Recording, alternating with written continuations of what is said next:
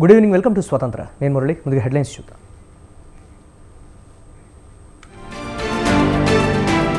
ఢిల్లీలో కాంగ్రెస్ కీలక సమావేశం. సోనియా గాంధీ నివాసంలో మీటింగ్.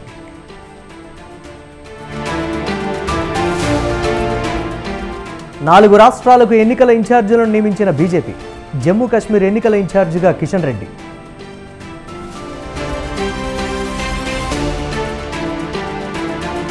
72% పోలవరాన్ని మా హయాంలోనే పూర్తి చేశాం.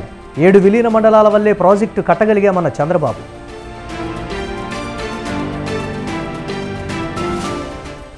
గ్రూప్స్ అభ్యర్థులకు న్యాయం చేయాలి. ప్రతిపక్షంలో ఉన్నప్పుడు కాంగ్రెస్ యువతను రెచ్చగొట్టిందన్న హరీష్ రావు.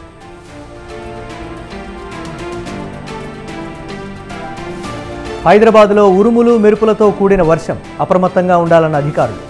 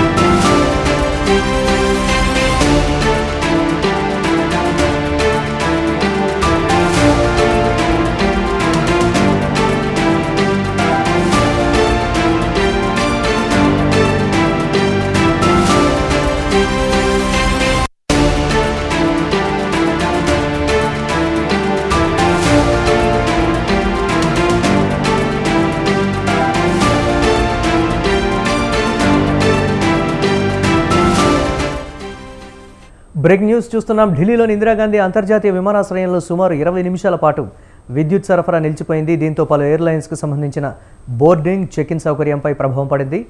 టెర్మినల్ 2పై ఉన్న పలు విమానాల సర్వీసుల్లో జాప్యం తలెత్తింది. విద్యుత్ సరఫరా నిలిచిపోవడంతో వందలాది ప్రయాణికులు క్యూలో నిలిచిపోయారు. ఏం జరుగుతుందో తెలియక ఆందోళనకు గురయ్యారు.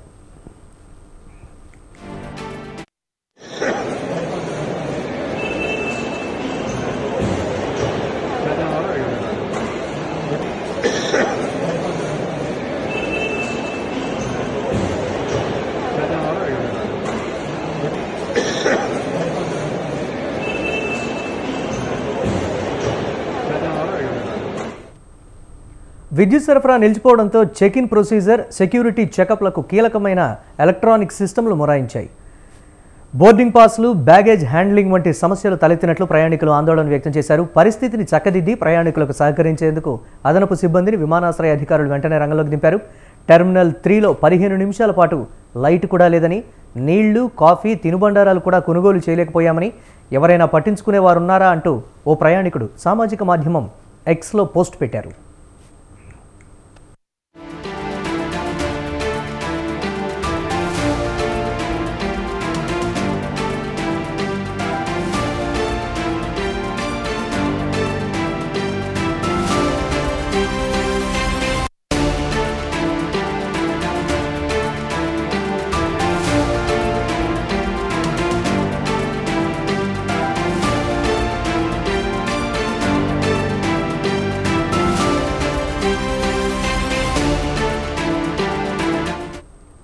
ఢిల్లీలోని ఇందిరాగాంధీ అంతర్జాతీయ విమానాశ్రయంలో సుమారు 20 నిమిషాల పాటు విద్యుత్ సరఫరా నిలిచిపోయింది.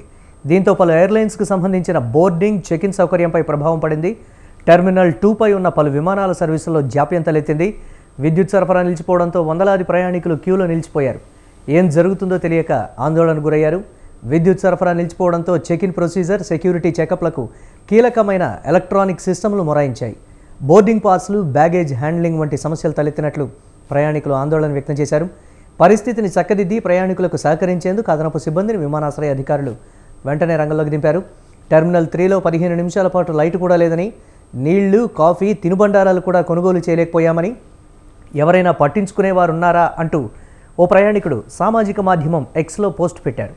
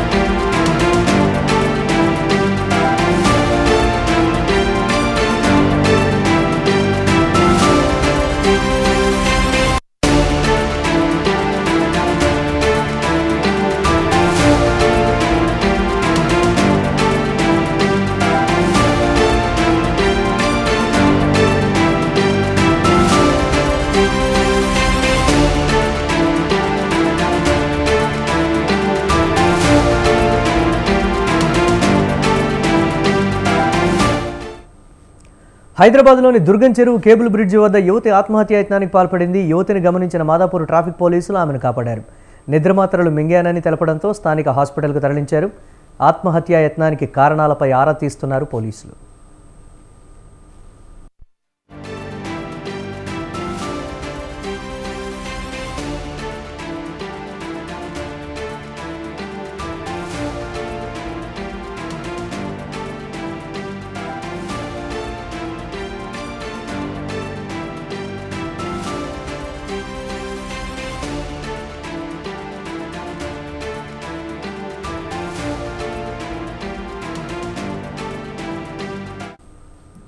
హైదరాబాద్లోని దుర్గం చెరువు కేబుల్ బ్రిడ్జి వద్ద యువతి ఆత్మహత్యాయత్నానికి పాల్పడింది. యువతిని గమనించిన మాదాపూర్ ట్రాఫిక్ పోలీసులు ఆమెను కాపాడారు.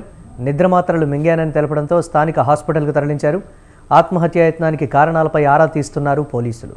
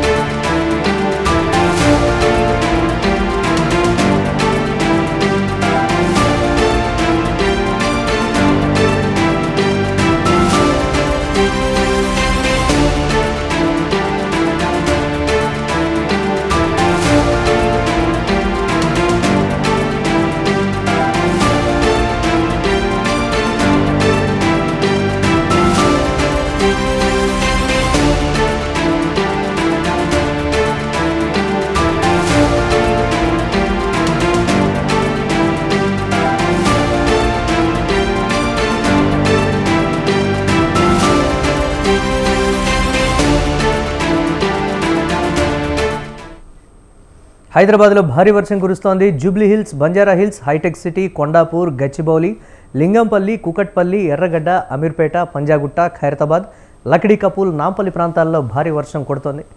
సికింద్రాబాద్, అల్వాల్, బాలనగర్, బోయిన్పల్లి, దిల్సుఖ్ నగర్, ఎల్బీ నగర్లో రోడ్లన్నీ జలమయమయ్యాయి. పలుచోట్ల భారీగా ట్రాఫిక్ జామ్ అయింది. దీంతో వాహనాలు ఎక్కడికక్కడ నిలిచిపోయాయి.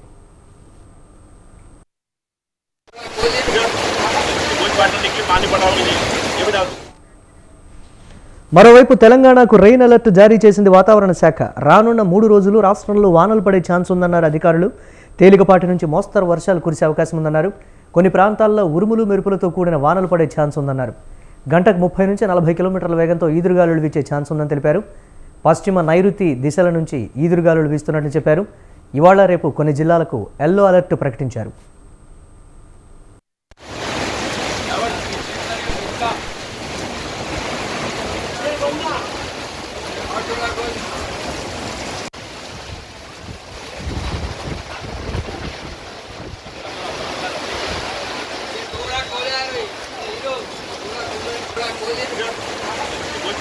पानी पटाओगे नहीं ये बता दो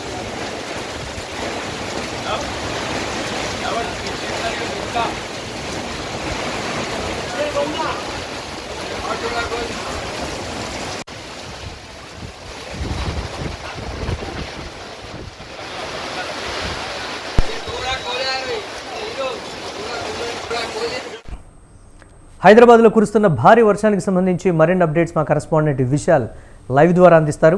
ఓవర్ టు యు విశాల్. గంట సేపటి నుంచి కూడా హైదరాబాద్ వ్యాప్తంగా మోస్తారు నుంచి భారీ వర్షాలు కురుస్తున్నాయి.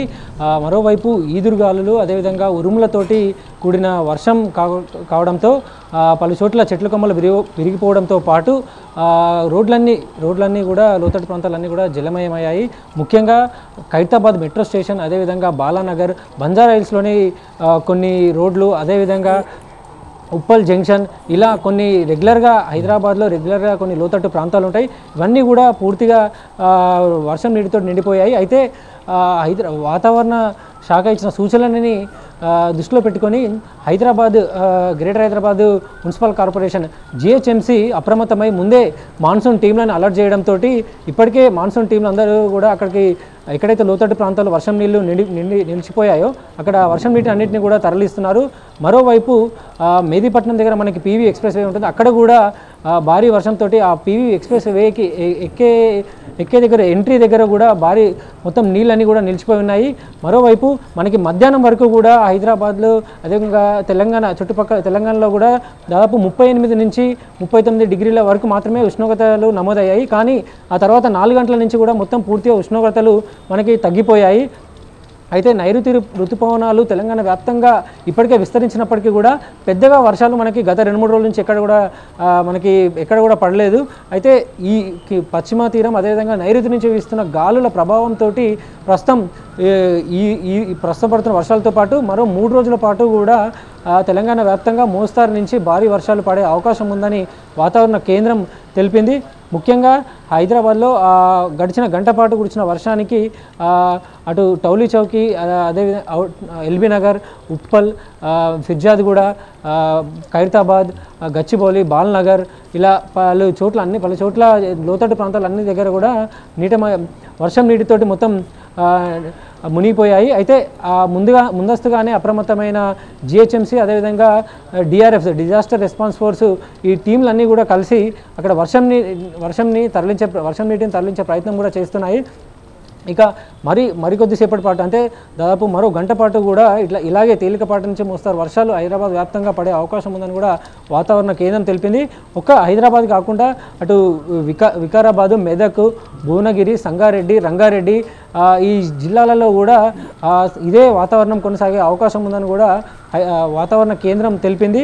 అయితే ముఖ్యంగా మనకి జూన్ ఈసారి నైరుతి ఋతుపవనాలు తొందరగానే వచ్చినప్పటికీ ఎక్కడ కూడా భారీ వర్షాలు పెద్దగా మనకి అటు హైదరాబాద్లో కానీ జిల్లాలో కానీ పెద్దగా ఎక్కడ కూడా నమోదు కాలేదు. అయితే గత కొన్ని రోజుల నుంచి కూడా ఎక్కడ కూడా నైరుతి ఋతుపవనాల ప్రభావంతో భారీ వర్షాలు పడ్డట్టు కూడా మనకి ఎక్కడ కూడా తెలియలేదు. కానీ ప్రస్తుతం పశ్చిమ తీరం అదేవిధంగా నైరుతి నుంచి వీస్తున్న గాలుల ప్రభావంతో వర్షాలు మళ్ళీ మొదలవుతాయి. అదేవిధంగా ఈ నెలాఖరు నుంచి కూడా వర్షాలు పడడం ఎక్కువ అవుతాయని కూడా వాతావరణ కేంద్రం తెలుపుతోంది.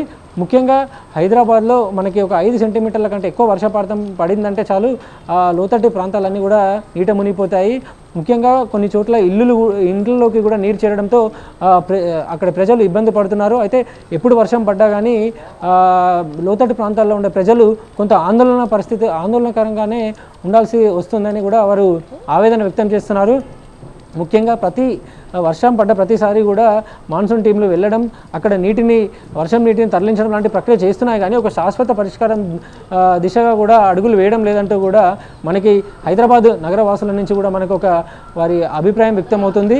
అయితే రాబోయే రోజుల్లో భారీ వర్షాలు అదేవిధంగా ఈదురుగాళ్లతో కూడిన వర్షాలు కూడా పడే అవకాశం ఉండడంతో ఇప్పటికైనా జిహెచ్ఎంసీ అదేవిధంగా తెలంగాణ ప్రభుత్వం అప్రమత్తమయ్యి ఎక్కడ శాశ్వతంగా వర్షం నీరు ఎక్కడ నిలుస్తుందో అక్కడ ఎలాంటి శాశ్వతంగా నీటి నిల్వ ఉండకుండా చేయాల్సిన పనులకు సంబంధించి ఇప్పటికైనా అక్కడ ఆ పనులు చేయాలి. అదేవిధంగా ఆ దిశగా కూడా ప్రభుత్వం ఆలోచించాలని నగరవాసులు అందరూ కూడా కోరుకుంటున్నారు. మరోవైపు హైదరాబాద్లో ఒక గంట సేపు వర్షం పడిందంటే చాలు పూర్తిగా ట్రాఫిక్ జామ్ అయిపోతుంది.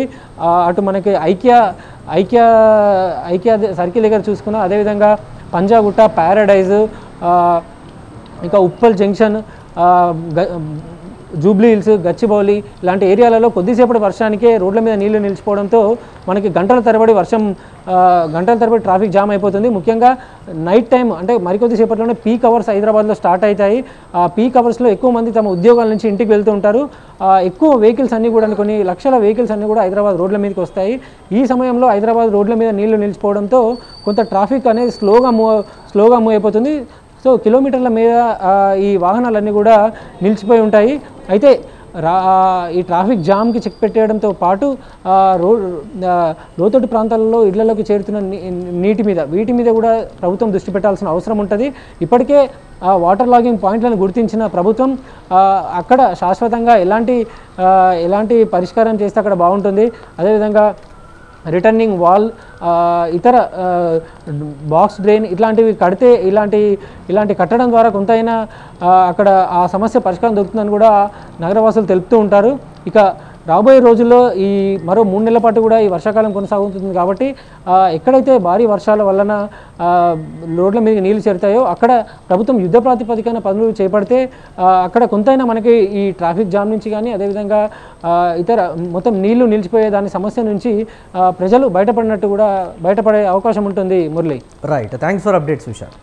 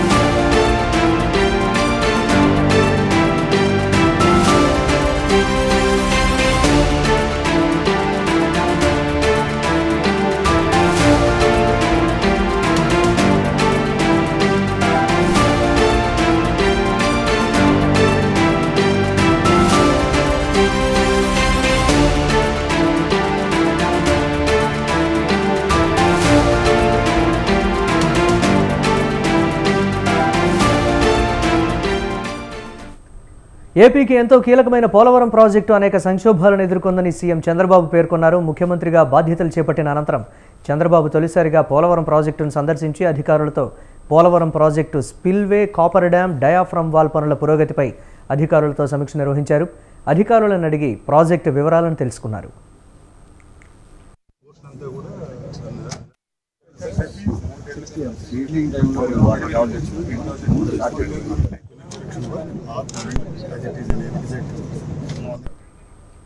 తెలంగాణలోని 7 మండలాలను విలీనం చేసిన తర్వాతే ప్రాజెక్టు పనులు వేగవంతమయ్యాయని చంద్రబాబు తెలిపారు.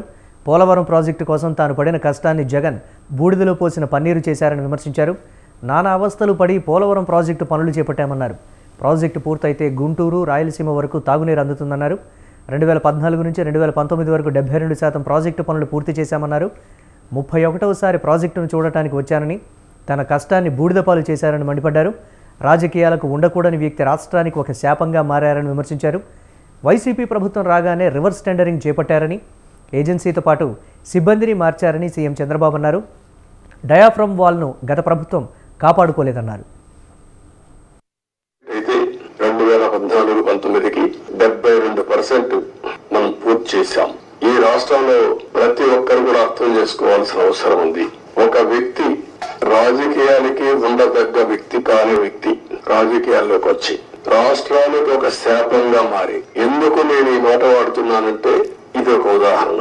పోలవరం కేస్ స్టడీ ఇలాంటి చాలా జరిగాయి. అతి పెద్ద తప్పు కాదు, తప్పు కంటే కూడా ఒక శాపంగా మార్చేశారు రాష్ట్రానికి. మామూలు కాదు ఇది, క్షమించరాని నేరం కూడా.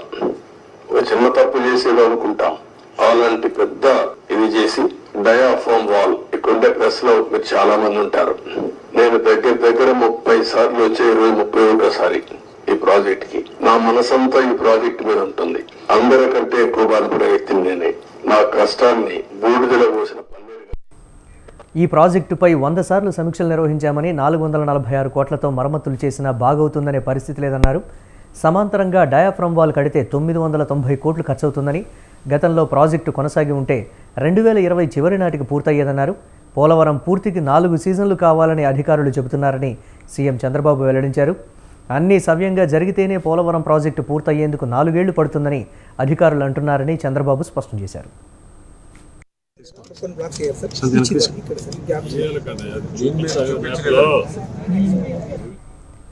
పోలవరం ప్రాజెక్టు సందర్శనకు వెళ్లినటువంటి చంద్రబాబు కీలకమైనటువంటి వ్యాఖ్యలు చేశారు. మరో 4 ఏళ్ల వరకు సమయం పట్టేటువంటి అవకాశం ఉంది పూర్తవడానికి కీలకమైనటువంటి వ్యాఖ్యలు చేశారు. ఈ సూచనలన్నీ కూడా అధికారులు ఇచ్చారని చెప్తున్నారు.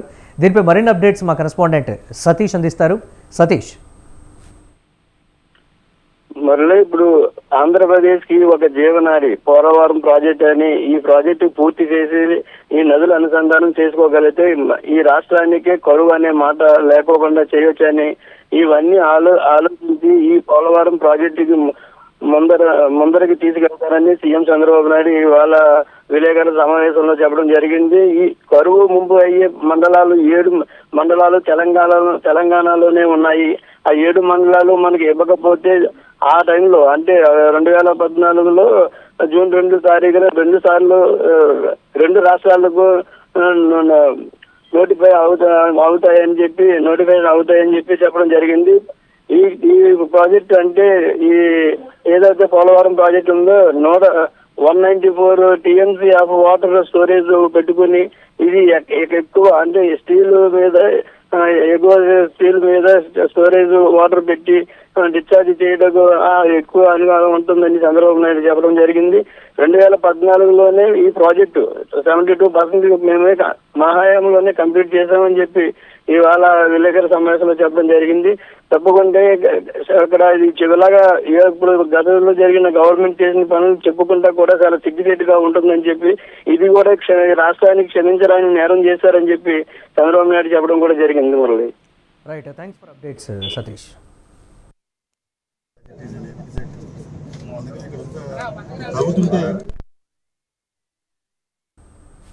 మహిళా శిశు సంక్షేమ గిరిజన సంక్షేమ శాఖ మంత్రి గుమ్మడి సంధ్యారాణి ఛాంబర్లో deputy CM Pawan Kalyan photo పెట్టుకోవడం ఆసక్తి రేపింది.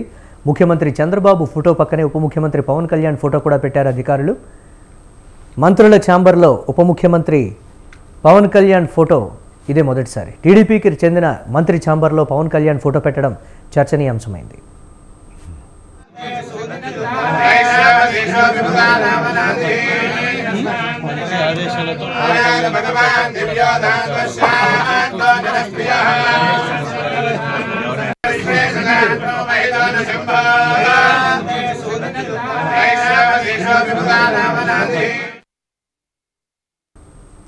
బీఆర్ఎస్ నేత హరీష్ రావు వ్యాఖ్యలకు మంత్రి శ్రీధర్బాబు కౌంటర్ ఇచ్చారు. పింఛన్ల పెంపులో సీఎం రేవంత్ చంద్రబాబును ఆదర్శంగా తీసుకోవాలన్న వ్యాఖ్యలకు కౌంటర్ వేశారు. హరీష్ రావు చంద్రబాబును ఉదాహరణగా తీసుకున్నారంటే ఆయన పరిస్థితి ఏంటో అర్థమవుతుందని విమర్శించారు. తాము తెలంగాణ ప్రజల ఆలోచనలను అమలు చేస్తాం కానీ ఏపీ ఆలోచనలు కాదన్నారు. తాము చెప్పిన ప్రతి మాటకు కట్టుబడి ఉన్నామని చెప్పారు. బీఆర్ఎస్ హయాంలో అస్తవ్యస్తమైన ఆర్థిక వ్యవస్థను గాడిలో పెడుతున్నామని తెలిపారు. ఈ ప్రభుత్వం వదిలిపెట్టిన అస్తవ్యస్తంగా చేసి వదిలిపెట్టిన ఆర్థిక వ్యవస్థను గాడిలో పెట్టి ఒకటి తర్వాత ఒకటి ముందుకు నడిపించే కార్యక్రమం చేస్తూ ఉన్నాం. ఆంధ్రప్రదేశ్లో చేస్తున్నాం, మీరెందుకు చేస్తలేరని అడుగుతూ ఉన్నారు. ఆంధ్రప్రదేశ్ రాష్ట్రం మా రాష్ట్రం ఒకటేనా? ఈరోజు చంద్రబాబు నాయుడిని ఉదాహరణగా తీసుకునే ప్రయత్నంలో టీఆర్ఎస్ పార్టీ ఉందంటే వారి పార్టీ పరిస్థితి అర్థమవుతోంది. మేము ఆ రోజు మా 6 గ్యారంటీలో భాగంగా పెట్టిన అనేక అంశాలను ఆ ప్రభుత్వం కాపీ కొట్టింది. ఇప్పుడు ఉన్న ప్రభుత్వం ఇప్పుడు అక్కడ కూడా వాళ్ళు కూడా ప్రణాళికలు పెట్టుకున్నారు. మేము ఏం చెప్తా ఉన్నాము, మేము చెప్పిన ప్రతి మాట ప్రతి అంశం మా ముఖ్యమంత్రి గారు కానీ మా సహచర మంత్రులు కానీ ఒకటి తర్వాత ఒకటి 3 నెలలు పూర్తి స్థాయిలో పరిపాలన నడిపించినాము. మీరు చంద్రబాబు నాయుడిని ఉదాహరణ తీసుకునే పరిస్థితి గతి పట్టింది ఆ పార్టీ కంటే ఒకసారి మీరు ఆలోచన చేయండి. తెలంగాణ సంబంధించిన ప్రజానీకం ఏం కోరుతా ఉన్నారో అదే ఆలోచన చేస్తాం తప్ప ఆంధ్రప్రదేశ్ రాష్ట్ర ప్రజలు కోరుకునేదైతే ఆలోచన చేయలేము. టీఆర్ఎస్ పార్టీ ప్రభుత్వం గత ప్రభుత్వం నిరుద్యోగులను దారుణంగా అణిచివేసిందన్నారు ఎమ్మెల్సీ బల్మూరి వెంకట్. తమ ప్రభుత్వం ప్రజాప్రభుత్వమని, ప్రజలకు ఏ సమస్య వచ్చినా తాము వెంటనే పరిష్కరిస్తామని చెప్పారు. తమ ప్రభుత్వం ఏ సమస్యనైనా బాధ్యతతో పరిష్కరిస్తుందని తెలిపారు. సీఎం రేవంత్ రెడ్డి రోజంతా సచివాలయంలో ప్రజలకు అందుబాటులో ఉంటున్నారని బల్మూరి వెంకట్ స్పష్టం చేశారు. 6 నెలల్లో కాంగ్రెస్ పార్టీ ఏమి చేసిందని చెప్పి అడిగిండు హరీష్ రావు గారు. 6 నెలల్లో కాంగ్రెస్ పార్టీ ఏం చేసిందని చెప్తా ముందుగా ఈ ప్రెస్ మీట్ ద్వారా విని 6 నెలల్లో కాంగ్రెస్ ప్రభుత్వము ఈ ప్రజా ప్రభుత్వము రేవంత్ రెడ్డి గారు ముఖ్యమంత్రి అయినాక విద్యార్థుల కోసము యువకుల కోసము ఏ నిర్ణయాలు తీసుకున్నామో అది చెప్తా ముందు పెన్ను పేపర్ పెట్టి రాసుకో. 10 సంవత్సరాలు నువ్వు చేయలేనిది 10 నెలలు కాకముందే మేము ఏం చేస్తాం చెప్తాం ముందుగా రాసుకో. ఏదైతే గ్రూప్ 1 మెరిట్ విద్యార్థులు అన్యాయం అవుతుంటే జియో నెంబర్ 55 అని ఒక జియోని తీసుకొని వచ్చి మెరిట్ స్టూడెంట్ కి మీరు అన్యాయం చేస్తుంటే ఆ జియో నెంబర్ 55ని కాంగ్రెస్ పార్టీ రాగానే కాంగ్రెస్ పార్టీ రద్దు చేసింది. ఏదైతే డిఎస్సి పోస్టులకి సంబంధించి అసెంబ్లీలో మా నాయకులు, మా ప్రతిపక్ష పార్టీ నాయకులు, మా సిఎల్పి నాయకులు బట్టి గారు మాట్లాడినా, మా ఎమ్మెల్యేలు మాట్లాడినా 5,000 డిఎస్సి పోస్టులు ఇస్తామని చెప్పి పెంచని మీరు ఆ డిఎస్సిని 5,000 ఉన్న డిఎస్సిని 11,000 డిఎస్సి పోస్టులకి ఏదైతే ఆ పోస్టులకి సంబంధించి నోటిఫికేషన్ ఇచ్చిన ప్రభుత్వము ఈ ప్రజా ప్రభుత్వము కాంగ్రెస్ ప్రభుత్వం 6 నెలల్లో. తెలుగు రాష్ట్రాల్లో బక్రీద్ వేడుకలు ఘనంగా నిర్వహించారు. త్యాగానికి ప్రతీకైన బక్రీద్ పర్వదినాన్ని ముస్లింలు భక్తి శ్రద్ధలతో నిర్వహించుకున్నారు. వేలాదిగా మసీదుల వద్దకు చేరి ప్రత్యేక ప్రార్థనలు చేశారు. అనంతరం ఒకరికొకరు ఆలింగనం చేసుకుని ఈద్ ముబారక్ చెప్పుకున్నారు. తిరుపతి జిల్లా రేణిగుంటలో బక్రీద్ వేడుకలు ఘనంగా జరిగాయి. రేణిగుంట పెద్ద మసీదు నుంచి ముస్లింలు ర్యాలీగా ఈద్గా వద్దకు వెళ్లి ప్రత్యేక ప్రార్థనలు చేశారు. ప్రార్థనల అనంతరం ఒకరికొకరు ఆలింగనం చేసుకుని బక్రీద్ శుభాకాంక్షలు చెప్పుకున్నారు. బక్రీద్ పండుగ సందర్భంగా టీడీపీ నాయకులు ముస్లింలకు స్వీట్లు, మజ్జిగ పంపిణీ చేశారు.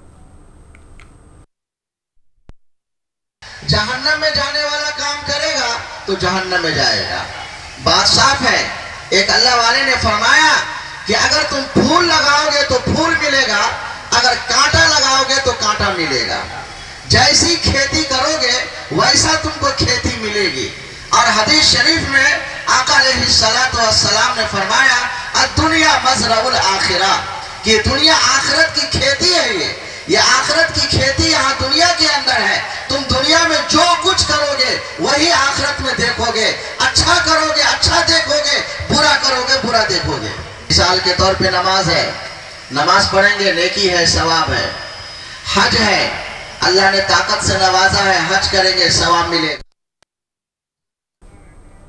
అన్నమయ్య జిల్లా రాయచోటిలో జరిగిన బక్రీద్ పండుగ వేడుకల్లో మంత్రి మండిపల్లి రాంప్రసాద్ రెడ్డి పాల్గొన్నారు. ముస్లిం మైనారిటీలతో కలిసి రాయచోటిలోని పెద్ద ఈద్గాలో ప్రత్యేక ప్రార్థనలో పాల్గొన్నారు.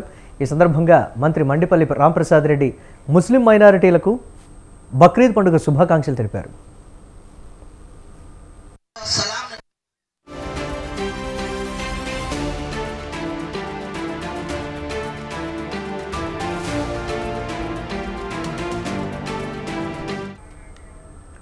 ఎన్టీఆర్ జిల్లా నందిగామ పట్టణంలో త్యాగానికి ప్రతీకైన బక్రీద్ పండుగ వేడుకలు ఘనంగా నిర్వహించారు. బక్రీద్ సందర్భంగా ఈద్గాలో ముస్లింలు ప్రత్యేక ప్రార్థనలు చేశారు. అల్లా ఆశీస్సులు ప్రజలందరికీ ఎల్లప్పుడూ ఉండాలని మత గురువు ఆకాంక్షించారు. నమాజ్ అనంతరం ఒకరికొకరు బక్రీద్ శుభాకాంక్షలు చెప్పుకున్నారు.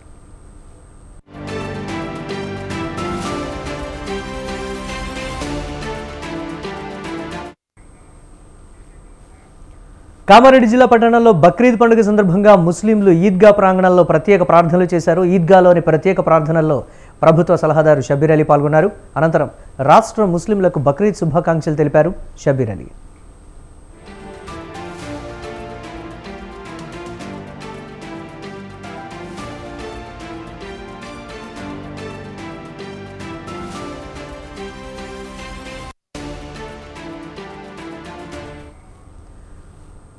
నిర్మల్ జిల్లా కేంద్రంలో బక్రీద్ వేడుకలను ముస్లింలు భక్తి శ్రద్ధలతో జరుపుకున్నారు. ఉదయాన్నే ఆయా మసీదుల్లో ప్రత్యేక ప్రార్థనలు చేశారు. జిల్లా కేంద్రంలోని స్థానిక ఈద్గా వద్ద డీఎస్పీ గంగారెడ్డితో పాటు రూరల్ సీఐ శ్రీనివాసులు, పోలీస్ సిబ్బంది బందోబస్తు నిర్వహించారు. ముస్లింలకు పండుగ శుభాకాంక్షలు తెలిపారు.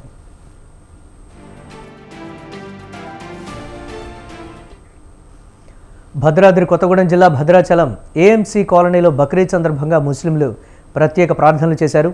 త్యాగం, స్నేహం, పవిత్రత, దయాగుణానికి ప్రతీకగా నిలిచిన పవిత్రమైన రోజు బక్రీద్ అని మత పెద్దలు తెలిపారు. అనంతరం ఒకరికొకరు ఆలింగనం చేసుకుని బక్రీద్ శుభాకాంక్షలు చెప్పుకున్నారు.